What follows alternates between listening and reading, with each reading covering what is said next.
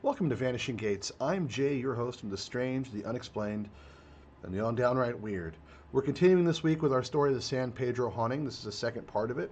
If you haven't watched the first part yet, I would ask that you go do that. Check that out first, and then come and join us here.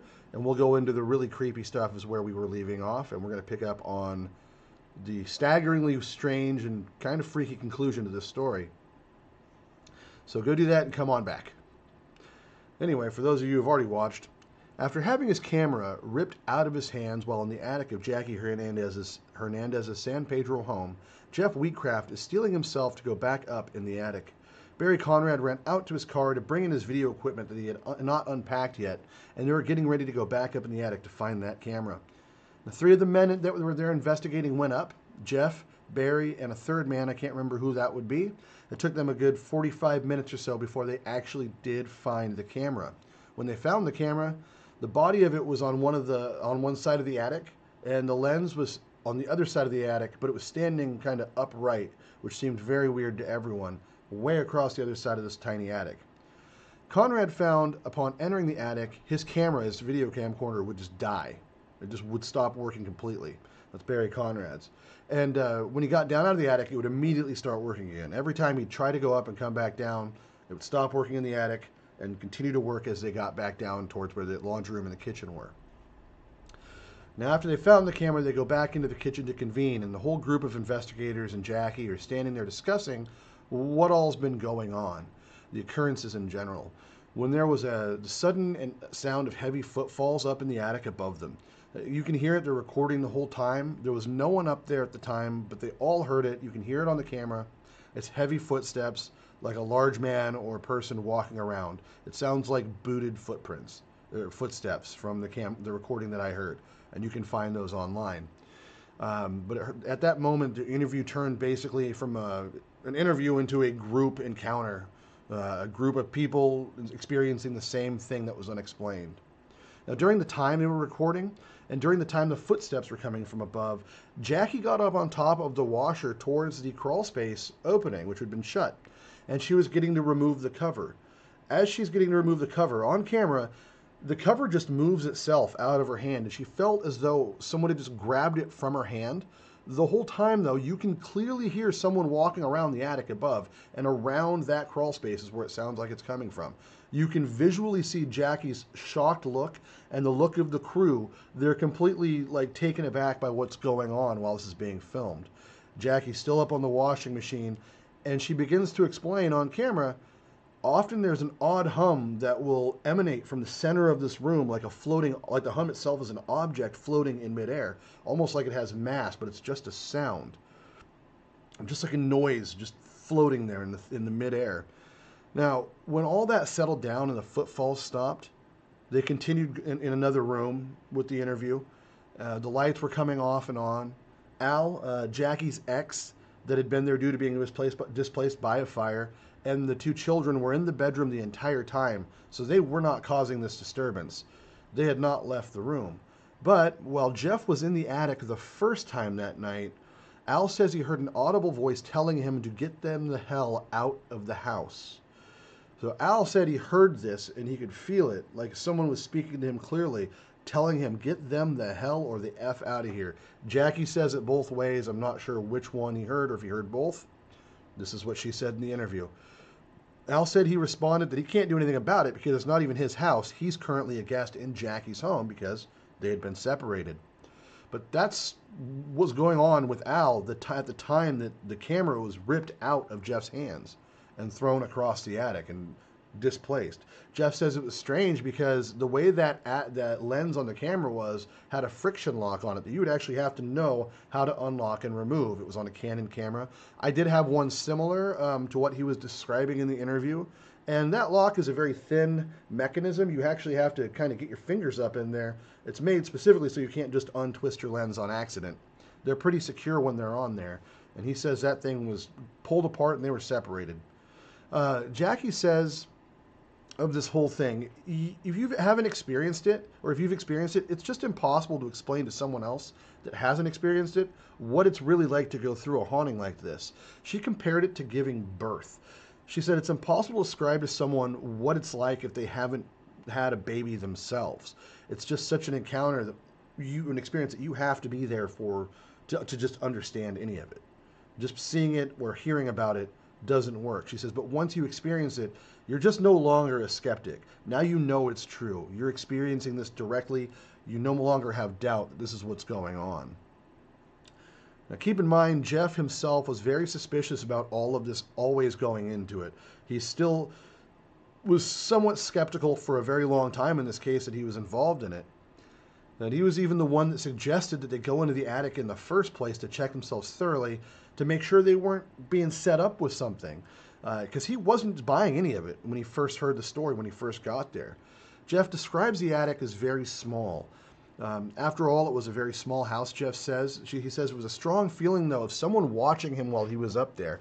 You know that feeling when you're walking and you just feel like someone's eyes are on you, you can't tell where. Or that feeling when you're driving and you look over to notice that the driver next to you is just for some reason glaring at you, and you just knew they were looking at you.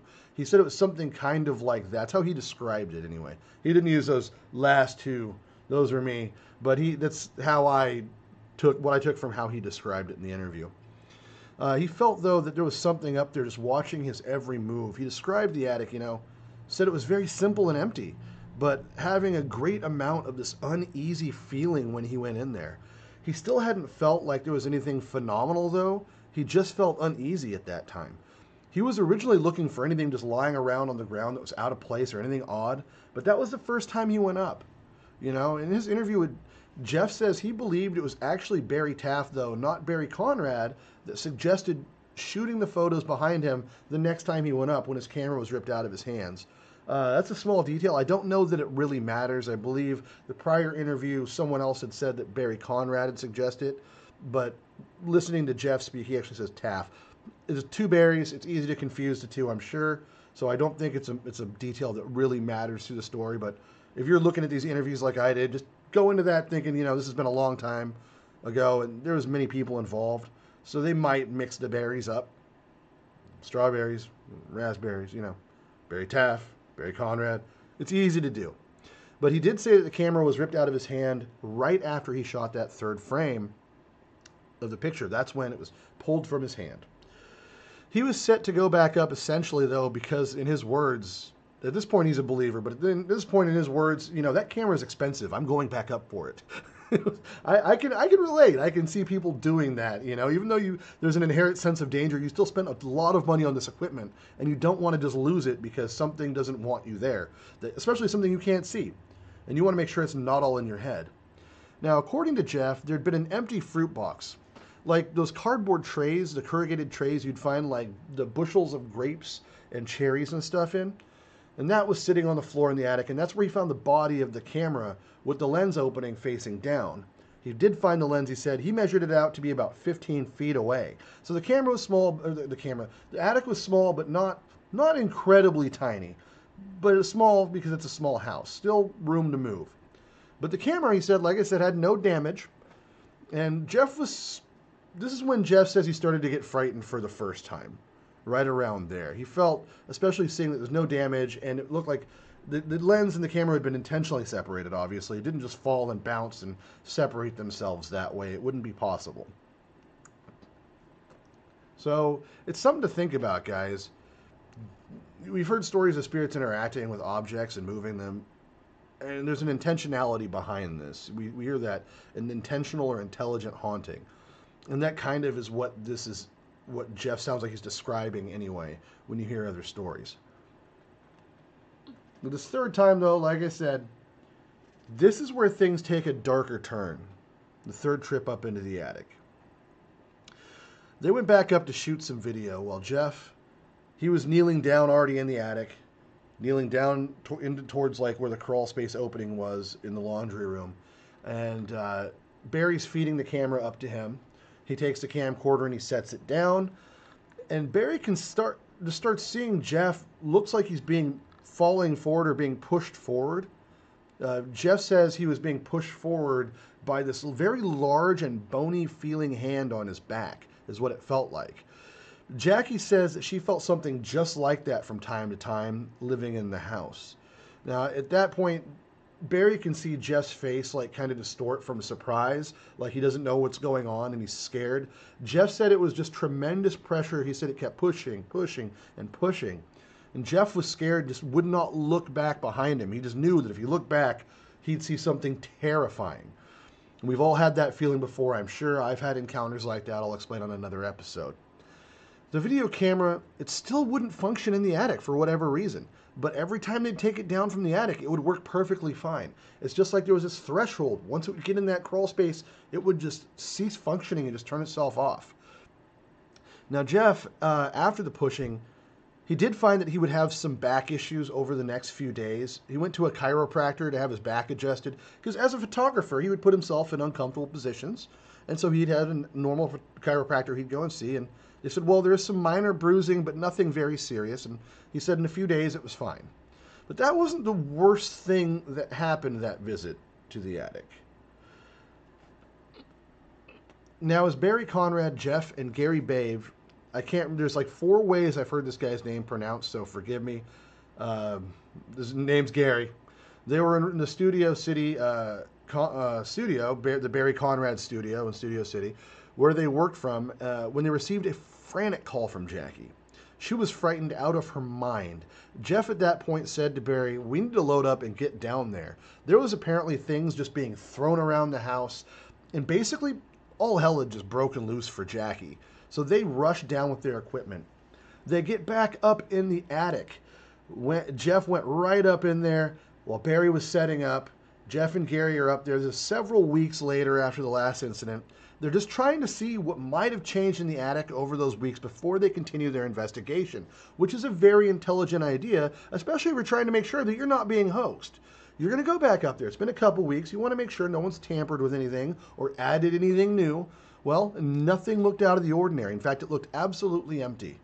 And as they're walking around and looking, nothing is on the floor. Nothing's hanging around that they notice of any importance. They're up there with flashlights. Gary had a point-and-shoot camera with him. Now, from down below in the house, Barry Conrad says up to them, hey, he thinks something's happening down here. Like, come on down. We think something's going on down here. And Jeff, he looks at Gary and he says, he doesn't think anything's going on up in the attic. When they hear something happen below, and they say, you know what, let's just go downstairs and continue down there. At that exact moment, Jeff says something pulled him. He says for a brief moment, everything just went black. And he sees Gary standing in front of him, and he feels himself being pulled over to the side of the attic with something around his neck, pulling him up and towards the rafters. At this point, Jeff has no clue what's going on around his neck, but Gary helps him get down. Whatever was around his neck was hanging him from a nail. It did turn out to be a clothing line, like a yellowed clothesline, that had left red marks around his neck, and they have photographs of it. And actually, let me show you the picture, because Gary managed to shoot a picture while he was up there, right before helping him down, before he realized what was going on and how big the problem was. And this is the picture we get that Gary had snapped right before he went to go help him. You actually can see, this is Jeff's face. It's kind of if you look at this correctly, instead of going, well, it doesn't look like much, it looks like he's pushing weight on himself. Well, it doesn't. It looks like he's been pulled over. And it does look like there's tension on his neck. And there are better images of this image, copies of this image, where his face is turning red and purple, like he's being asphyxiated. They did later find out the line was tied in a bowline knot, which is the king of knots. It's a simple knot that goes back to ancient times, often used by seafaring folks, usually to hold down the corner of square sails to keep them in place. But the line, like I said, it had yellowed with age, so it was an old laundry line. Jeff says, again, though, there was nothing in the attic like that when they looked around, essentially. And they were looking in the rafters, they were looking on the floor, they were looking for hazards and things to change. Now, Jeff still had the line tied around his neck while he was being helped out of the attic, because they didn't even realize it was there. He couldn't remember most of what occurred. He was definitely frightened and shaken by it. He does recall a brief moment that felt like he was being pulled up, but he doesn't remember having felt anything around his neck until after the fact. Now, the nail that he was hung from was upturned, and it seems like the whole ordeal was only about 30 seconds from beginning to end. But the kind of thing that can feel like a lifetime in reality. There's those seconds in life that something traumatic happens and it feels like it's just been status quo from day one, and you're never quite the same afterwards. He does vaguely recall Gary saying something to him, and then he remembers a flash from his camera, but not what was said or how it happened in relation to him being hung up. So Jeff points out skeptics have said he was just experiencing an electromagnetic force, or an EMF, which we have talked about on this show many times. But EMFs, they don't hang people from clothing lines off a nail in the rafters in the attic. And Jeff is not a small guy. You see him in videos, he's a broad-shouldered fellow. He looks like he's kept in shape. It doesn't look like he'd be someone just super easy to pull around. I know this photo of him isn't the greatest. His face looks very bloated in this photo, but he's not a small man. And it's just electromagnetic fields aren't doing that. Jeff says, looking back, he feels if it was like the ghost was just trying to scare him. That's how he feels now. He feels like that's what ghosts really do, is just try to scare people for whatever reason they need to. But at that moment, he clearly felt like he was going to die. He even said it when he had come down. They were recording him, and he said, "It's trying to kill me. I feel like it's trying to kill me. It's going to die." He says he would have loved for this to have been a hoax, because his life has been changed from this event. But he can't think of how anyone could have pulled it off. The house wasn't huge, and Jackie didn't have the budget to make such elaborate things happen. Hell, I'm a pretty crafty guy. I wouldn't be able to pull that off on someone that wasn't willing. And the idea that Jeff is willing, I don't believe that. Listening to his interviews and listening to people talk about the kind of person that he is, I don't feel that he is that way. And he was asked, well, do you feel like maybe Gary could have done it? And Jeff says that Gary was in front of him the entire time. He also says that Gary is that kind of hyper-analytical person. He wanted scientific answers and really nothing else. He wanted the facts because he wanted to see what he could find for real. He's someone that searches for the truth in things, even as asinine as it can be, or as soft as it can be, or as simple. He just wants the answers. Jackie says there's no way Gary could have been involved in Jeff hanging up, that he was also visible from the attic entrance to Jackie and Barry. There was no time for him to have done this in the timing that it happened. And there was no way Jeff could have done this to himself in that time, Jackie says. It happened so fast, and Jeff was visible all the way leading up to it. Also, where the nail is, there's no way, Jackie says, that she feels that he could have set himself up in just those few seconds, or even just accidentally walked into it, because he would have had to go backwards quite a ways in just an instant to be hung up that way. What they all describe is someone coming up from behind him, and from where the picture is in relation to the crawl space, it looks like someone pulled him up and hung it up on a rafter. That's what it looks like according to the picture and according to the witness testimonies. Now after that, Jeff, he went home. He was done for the night, as one would be. Cannot blame him. I want to be there either. It would be beer 30 for Jay here. That's what I would be doing, is going home and having a drink and settling down. I don't even drink anymore. I'd probably throw a whiskey down at that point. Now, Jackie had her daughter in a baby carrier. They were getting ready to get the kids and everybody else out of the damned house that night. And in the bedroom that night, Jackie had stated to the ghost, or whatever was there, she had been forceful in her demands that they leave the kids alone. Just leave my kids out of this. When Jackie's friend Sue walked by, because Sue, the babysitter and friend, had been here for her through all of this whole ordeal, and this was no exception this night. Sue walked by and noticed a red mark on the baby's forehead, and she asked about it, and Jackie saw it. It hadn't been there just moments before when Jackie set her down in the carrier, and now Jackie felt like the ghost was showing her it could do whatever the hell it wanted, and she didn't have any place telling it what it couldn't do or who it couldn't do it to. At that point, Jackie is on film begging just to go. She just wanted to get out of there. Let's go, guys. This is dangerous. I want to get my kids out of here. I don't want to be here anymore. It turned out the mark was some kind of, some fashion of ink or maybe a makeup liner. Jackie wasn't sure. It wasn't something that Jackie would have had on hand, but she immediately started to clean it up. It was the same way she had with the goo that she had seen coming from the attic in her kitchen. And that was the stuff we talked about in the other episode. Another thing of note about that goo, samples were sent in, and it became a mix of things, but one of those things was plasma from human blood. Now, that's kind of freaky in itself. But the makeup or whatever it was on the baby's face, just like that, Jackie felt like to gain back her ground, she needed to clean that up right away and get it out of sight and out of mind. So that's what she did. Now, she is interviewed right after that on the porch, and Jackie said, I want to snap at whatever was doing this. But she said she was just afraid it was going to snap back, and even worse than what it had already done. If it can mark my child, if it can hang a grown man from a rafter, what else can it do if it feels like it is now being threatened or if I'm pushing back too hard against it? Now, that was Jackie's last night in the house at all. She moved out into her friend's house.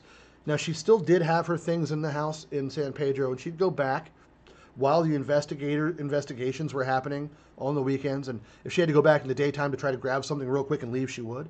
But other than that, she was too scared to live there, and she was never going to live there again. The damage had been done. She was done with it. Now, Jackie had been asked numerous times why she hadn't moved sooner if the house was so scary and so haunted. And the simple answer was she couldn't afford it. No matter how bad she wanted to move, and she did right away, she did not have the means, coming fresh out of a separation and a marriage, struggling to pay the bills, having two very young children. She just couldn't afford to move, and so she felt like she was trapped in that situation. That kind of thing, that kind of emotion can just make things worse in these instances we find looking back in history of these happenings, in concurrent history. What's happening right now in the present tense. These things seem to be when there's stress, when there's sadness and sorrow, or you feel like you're trapped or you can't get out of something. These things seem to thrive off it like it gets more power or something. From all the stories we hear anyway. At this point, Jackie and Al did get back together temporarily. It was more out of necessity. She says she couldn't stay with her friend indefinitely, and in her own words, she'd rather be abused by something she could see than something she couldn't see, which I chuckle at in a sad way. It's heartbreaking to hear someone say something like that. At the same time, I kind of understand why someone would do that. And she said it. She was kind of half joking about it. So it was a bit of humor in the interview when she said it. Nervous laughter, also out of stress, I feel, judging by how she interviewed in that particular moment. And she says, frankly, when Al was around, she felt the spirits were mostly dormant. They pretty much left her alone. They stopped doing spirit things, and she was able just to be fine. Now, they decided to move a ways north to Weldon, California, in Kern County. It's a small place, something like 2,000 people currently, so I don't know back in the late 80s, early 90s how many people were there. But the idea was to start fresh, away from the haunted house in San Pedro and away from the ghosts. Sadly, this wouldn't turn out to be the case. Everything was fine when they first moved into the small trailer they lived in. In fact, in only a couple weeks, Jackie already felt better. She felt like she was far removed from the San Pedro problems in that bungalow, the horrible disturbances that she had faced. She felt that things were getting back to normal, regular life. But that would be a brief reprieve, because in just a few months, the marriage started to fall apart all over again. Jackie found herself once again isolating from Al, and now she was racking up phone bills, spending most of her free time talking to friends out of town to escape the tension and of living in that situation. Now, that might seem weird to us now, paying long distance. If you have a cell phone, you can call anywhere, usually in the continental states, and it doesn't cost an extra dime. Back then, calling even out of the county could be very expensive. It sounds weird, but that was a long distance call to call out of your own city or county, and that can get very expensive very fast. So back then, you can imagine that would just add more stress to the entire situation that's already becoming, again, increasingly stressful. One day, Jackie is having a couple friends move a large TV into a shed, and Jackie looks and sees what she hoped that she would never see again. She saw the reflection of something that she never wanted to lay eyes on again, and it was the old man from the bunk bed that she had seen in the San Pedro home, staring right back at her. That night, she tried to sleep. She was kept awake by sounds in the shed. It sounded like there was pounding on the shed walls, like something was trying to get out of the shed all night long. So once again, Jackie called the paranormal investigators. The night they got there, the camera equipment again stopped functioning properly. Go figure. Jackie at this point is at her wit's end. They can't figure out what to do, and she suggests, let's pull out the Ouija board. The Ouija board.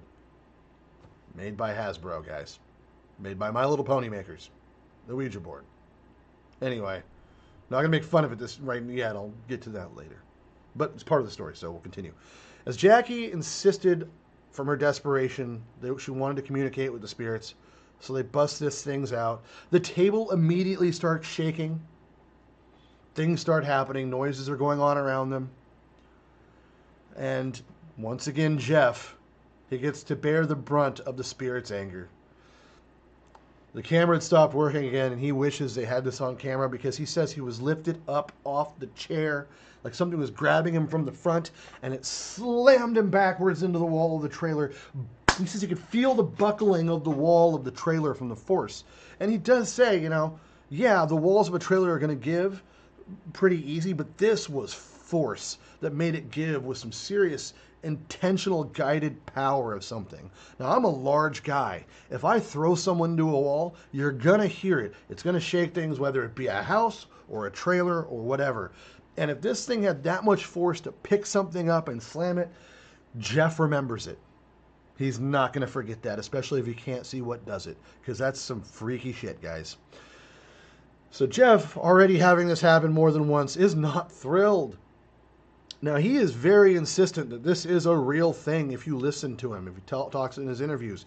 He's very insistent upon it. He's like, look, I lived through this. I have to remember this every damn day. You don't. Trust me, if you can't see it, it sucks. But once you've been there, it's terrifying, is what you get from this guy's interviews. You can usually tell the bullshit detector pretty quick with somebody with most of these stories. And Jeff feels like, and the interview I watched was an unedited or semi-unedited interview, so they do multiple takes. But he wasn't really changing anything in his story. He was saying the same thing. And he was saying it with the same passion. Like, he was very sincere. And he's a very calm person when he relives this stuff. But you can tell it bothers him, even though he's calm about it. Now, before Jeff was thrown against the wall, though, they did seem to get some communique from the spirit realm with the Ouija board. And Jackie penned down some notes, and basically what she wrote goes something like this. Question: how long have you been trapped in the spirit world? Answer: 60 years. Question: did you die in the San Pedro house? Answer: no. Question: where did you die? Answer: San Pedro Bay. Did you drown? No. I was held underwater. Although that's drowning. I know what he's getting at, but not to nitpick a ghost, but it's 2024 and we nitpick everything. You were drowned, ghost. You were drowned. So, did you live in the San Pedro house? My murderer lived there. So, for whatever reason, Jackie believed there to be 3 ghosts that were haunting her. That's what's overall believed. Now, I hear 2 different versions. I hear 3 ghosts and I hear 2 ghosts. I only ever hear 2 talked about, and that's what we're going to get into here. But the one answering the Ouija board questions, they believed after investigating to be a man named Herman Hendrickson. His body had been found under a pier in 1930, though his death is recorded as an accident while fishing. He was a fisherman. So accidental drowning is on the death certificate, but that could be a murder that made it look like a drowning.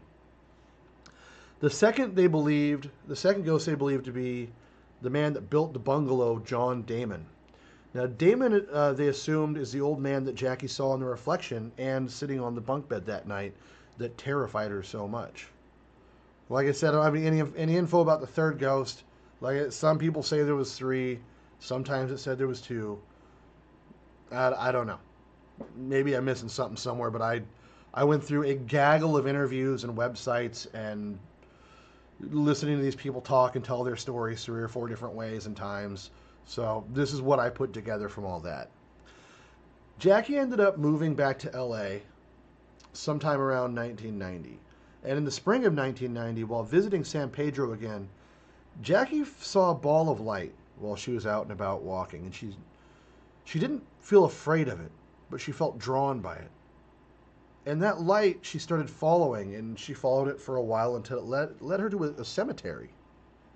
In that cemetery, the light dissipated over a particular grave, and when Jackie walked up to it, the headstone said, John Damon. At that point, Jackie says, the ghost of John was gone. That ghost she never saw again or encountered again, she felt. And the other spirit, the mean one, would show itself in ways from time to time, but it became far less frequent and far less malevolent over time. The haunting seems to have impacted just about everyone involved in the case in some way permanently. Aside from, obviously, Jackie's daughter, she had been far too young to recall any of it, but Jackie's son had encounters with the ghost of his own. Some of those similar to how Jeff was treated, being thrown around, having physical interactions and altercations, being pushed, things like that. He was experiencing himself. I couldn't find any interviews of Jackie's son, and I was in no way going to try to track this guy down after this many years. Maybe one day, man, if you come across this and you're Jackie's kid and you can verify this stuff, or you have your own encounter you want to discuss, or if there's any of this thing you think you want to debunk, I don't know. Kids are fun that way when you have them. Sometimes they'll be totally contrary to what you experience, and sometimes they'll totally corroborate it. But if you come across this and see it, please touch base with me. I'd love to hear from you one way or another, just to get some idea of what your recollection of this situation was and how things are going for you now. Reach out to me here, and I'll interview for the show if you're down for it. And if not, if you want your anonymity, we'll just keep it there. And if you don't want your story shared around, I'll keep it to myself. But I would like to hear from you personally. I know the people watching this video would love to hear what you have to say. I can guarantee that. Now, Barry Taff, on the other hand, as with other cases, he feels this was that's not even a word, mostly poltergeist activity because it centered around Jackie, and it seemed to center around stress, or when she had times good with Al, things seemed to abide. So that was kind of where he's at. Now, in reality, it's anyone's guess, really, as to what happened or what didn't happen. Was it a poltergeist? Was it intelligent hauntings? Was this all an elaborate hoax? Let me know what you think in the comments below. And tell me, what are your thoughts looking into this? If I missed something that you picked up, let me know, and I would love to have that addressed. I'm happy to touch base on that in another episode. But yeah, hit us up. Let me know how that goes. If you haven't already subscribed to the channel, please do. We try to do a show every single week. I'm going to try to do like 2 soon, and I'm going to try to do a bunch of little shorts, little information about the paranormal, maybe little paranormal news stories, things like that. If there's any topics you want us to discuss here that you find of great interest and you have had a hard time finding information on, let us know. I have a lot of time to do some diligent research. So hit us up, and thank you again. I'm Jay, and on behalf of Jack and Katie Cat, good night and good nightmares.